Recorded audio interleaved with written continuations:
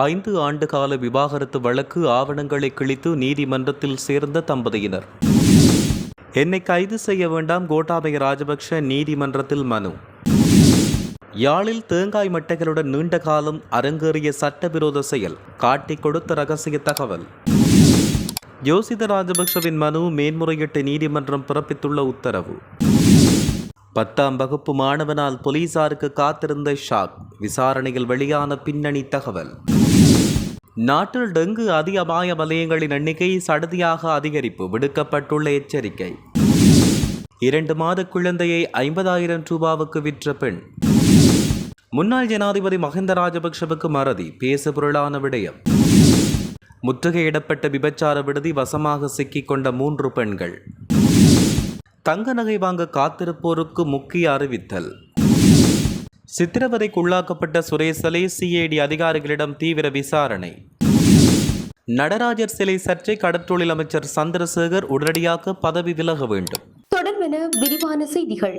5 ஆண்டு கால விவாகரத்து வழக்கு ஆவணங்களை நீதிமன்ற வளாகத்துக்குள் கிழித்தெறிந்த மனைவி தனது கணவருடன் ஒன்று சேர்ந்த சம்பவம் நிகழ்ச்சியை ஏற்படுத்தியுள்ளது. குறிப்பாக இந்திய ஊடகங்கள் தெரிவிக்கையில், டெல்லியைச் சேர்ந்தவர் ஷிகா. இவர் தனியார் பள்ளியில் ஆசிரியையாக பணியாற்றி வருகிறார். கடந்த 2020ஆம் ஆண்டு ஷிகாவுக்கும் சாஃப்ட்வேர் இன்ஜினியர் ஜரஃபுக்கும் திருமணம் நடந்தது. திருமணம் சில மாதங்களிலேயே இருவருக்கும் கருத்து வேறுபாடு ஏற்பட்டது.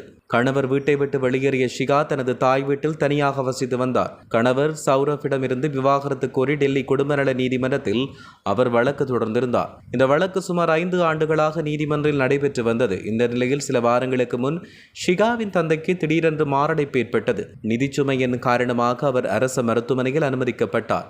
இந்த தகவல் ஜவ்ரவுக்கு தெரிய வந்தது. உடனடியாக மருத்துவமனைக்கு சென்ற அவர் குருகிராமில் உள்ள தனியார் மருத்துவமனையில் மாமனாரை சேர்த்தார். மருத்துவ சிகிச்சைக்கான முழு செலவையும் அவரை ஏற்றுக்கொண்டார். இதன் காரணமாக 2 குடும்பத்துக்கும் இடையில் இருந்த கசப்புணர்வு மறந்தது. ஷிகாவின் மனநிலையில் மிகப்பெரிய மாற்றம் ஏற்பட்டது. சில நாட்களுக்கு முன் டெல்லியில் உள்ள குடும்பநல நீதிமன்றத்தில் விவாகரத்து வழக்கு விசாரணைக்கு மீண்டும் வந்தது. இதில் ஆஜராக ஜவ்ரஃபும் ஷிகாவும் நீதிமன்றத்துக்கு சென்றனர். அப்போது நீதிமன்ற வளாகத்துக்குள் கணவரை பார்த்த ஷிகா ஓடோடி சென்று கட்டிக்கணித்து கதறி எழுததோடு தனது கையில் வைத்திருந்த விவாகரத்து வழக்கு ஆவணங்களையும் அவர் கிழித்தறிந்துள்ளதாக தெரிவிக்கப்படுகிறது. உயிர்த்த ஞாயிறு பயங்கரவாத தாக்குதல் தொடர்பில் மேற்கொள்ளப்பட்டு வருகின்ற விசாரணைகளுக்கு அமைய பயங்கரவாத தடுப்புச் சட்டத்தின் கீழ் தன்னை கைது செய்வதை தடுக்கும் நோக்கத்தில் முன்னாள் ஜனாதிபதி கோட்டாபய ராஜபக்ஷ மேன்முறையீட்டு நீதிமன்றத்தில் மனு ஒன்றை தாக்கல் செய்துள்ளார். சட்டத்தரணி சரத் விஜயவர்தன ஊடாக இந்த மனு தாக்கல் செய்யப்பட்டுள்ளது. இந்த மனுவின் பிரதிவாதிகளாக போலீஸ் மா அதிபர், குற்றப்புலனாய்வு திணைக்கள பணிப்பாளர் சானி அபிசகர, அதன் நிலைய பொறுப்பதிகாரி மாதவ குணவர்த்தன் ஆகியோர் பெயரிடப்பட்டுள்ளதாக தெரிவிக்கப்பட்டுள்ளது.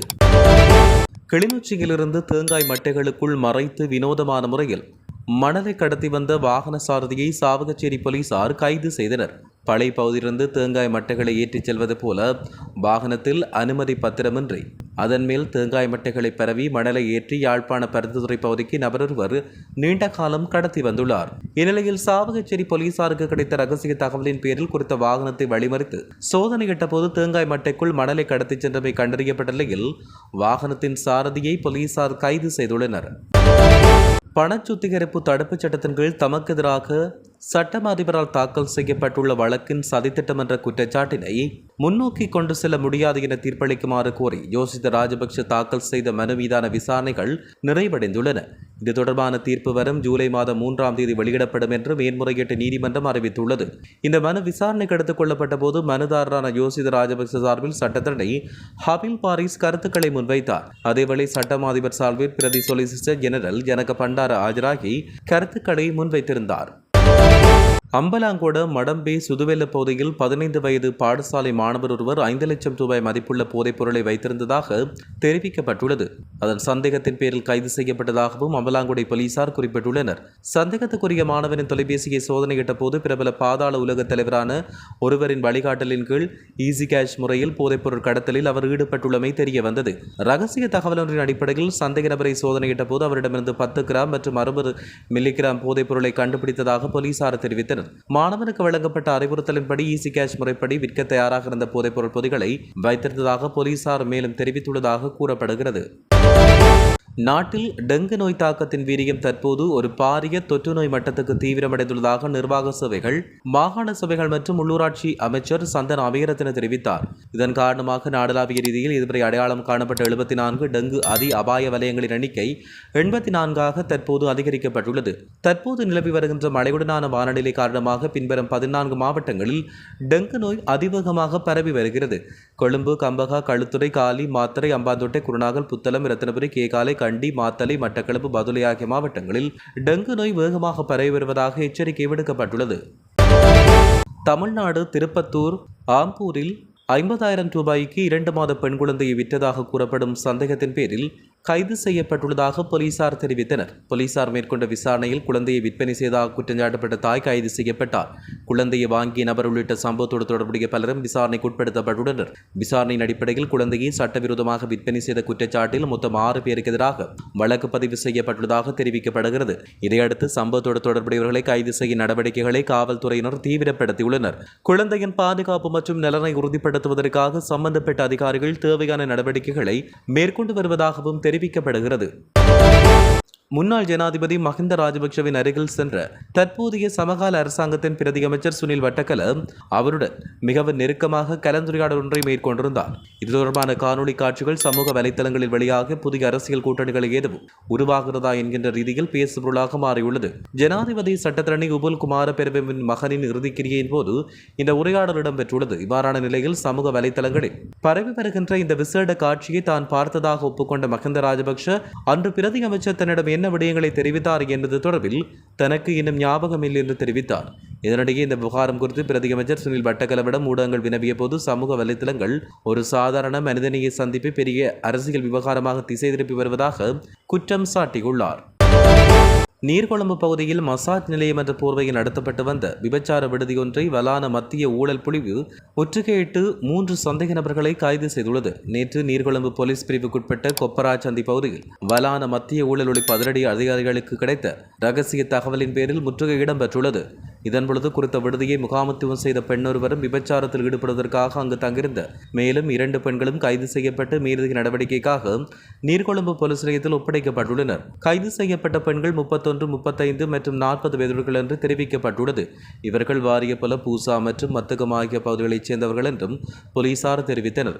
இது தொடர்பான மேலதிக விசாரணைகளை நீர்கொழும்பு போலீசார் மேற்கொண்டு வருவதாக தெரிவிக்கப்பட்டுள்ளது.